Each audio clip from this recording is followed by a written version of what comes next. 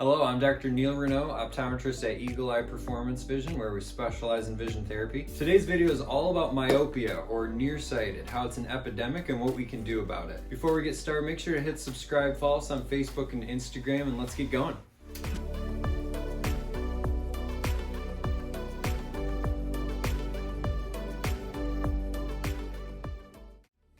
So what is myopia? Most of us call it being nearsighted, and that is where your distance vision is blurry. You can see fine up close, but your distance vision is blurry without glasses or contacts on.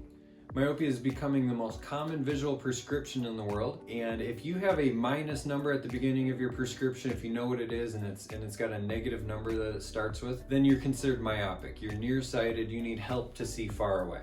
And the crazy thing is the numbers for myopia are growing significantly. They're really rapidly increasing, and now it's considered a global pandemic where worldwide myopia is a big problem.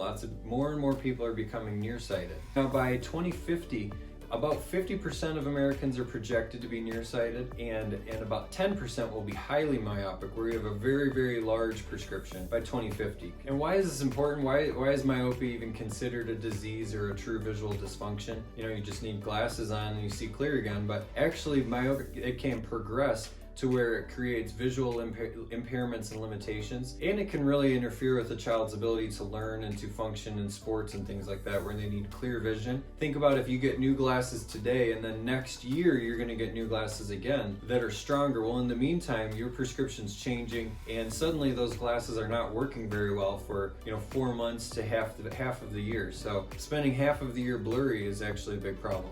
Another big problem is that myopia increases your risk for a variety of eye diseases and conditions like glaucoma, retinal detachment, myopic maculopathy. Your central vision can have diseases. So you have an increased risk for eye diseases later on in life based on how your eyes grow when you're young. And if your prescription gets really big, a big number we're looking at is -6. That's where you become highly myopic, and your prescription is really becoming a big problem for needing glasses and contacts all the time and increased risk for eye diseases. However, anyone even under -6 has higher rates of diseases as well. So why is this happening? Why is myopia increasing so quickly? And what can we do about it? How can we slow it down or stop myopia from getting worse and worse? Think of as we're becoming more myopic and nearsighted, that's really meeting the location of what we're looking at throughout most of our day. We're looking at phones, we're looking at books, we're looking at computer screens, we're looking at homework as kids, we're looking at everything up very close. We're using a lot of our near vision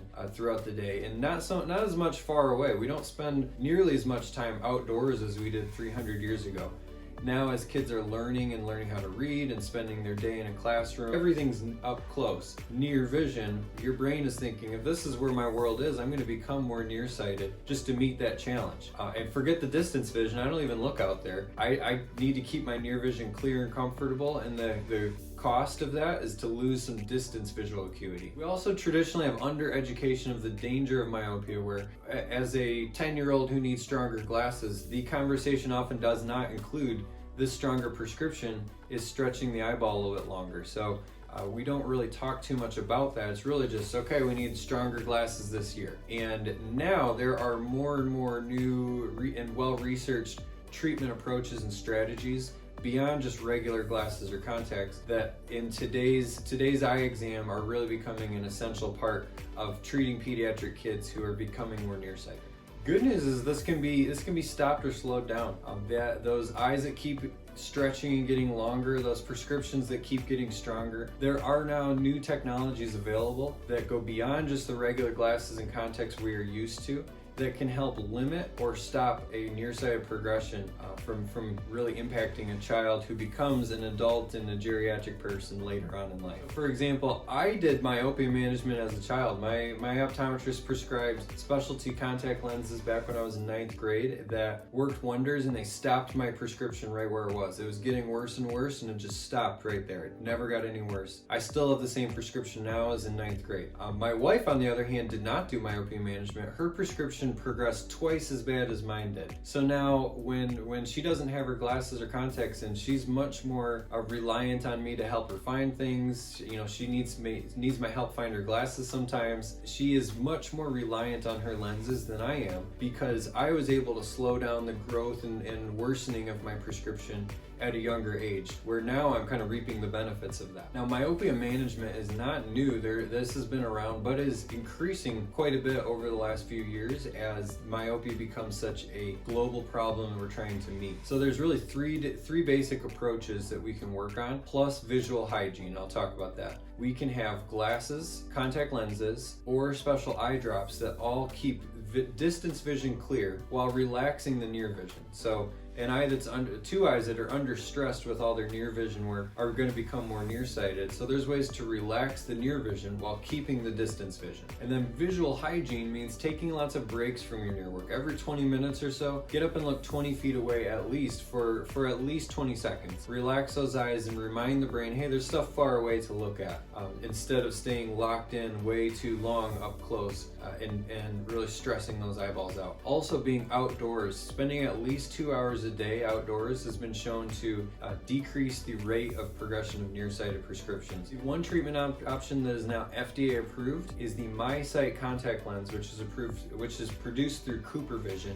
And you can find a provider who prescribes and is trained for MySight contact lenses at their website, coopervision.com. Basically, again, it keeps their distance vision clear with contacts, but it has special therapeutic aspects that keep the near vision relaxed. Similar to for glasses, sometimes we have kids wear bifocals, where the top of the lens is distance, the bottom is reading. Teaching them to look through the bifocal can slow down the progression of myopia. And all of the options we have available today, all of them are better than standard single vision glasses or contacts. And the big key is getting this done before 18 years of age. It's a very pediatric based treatment protocol, and it's all about setting up. Once you hit 18, then a lot of things stop growing. You can still have some growth for a few years later, especially if you're in college and studying for excessive amounts of time, but most of the growth happens before 18 years. So that's the window we have to take that child's eyes and set them up for adulthood, and when they're older, elderly, and they are at much higher risk for eye diseases, we can help them now, plus keep their vision clear now, and more functional for sports, for seeing the board in school all year long, every year. So if you have a child who's nearsighted, if you've been wondering if there's anything we could do to make that prescription and stop getting worse, or you just never really thought of how serious the situation is, just know that there are treatment approaches out there. You can find a myopia management provider near you, an optometrist who specializes in this and is trained in this, and seek them out to start the process of limiting how bad your child's prescription gets during this big period of growth. So if you're in the Michigan area and you want to give our office a call, we'd be happy to chat with you. You can find a provider near you as well who specializes in myopia management, and get started on preserving your child's eyesight as quick as you can.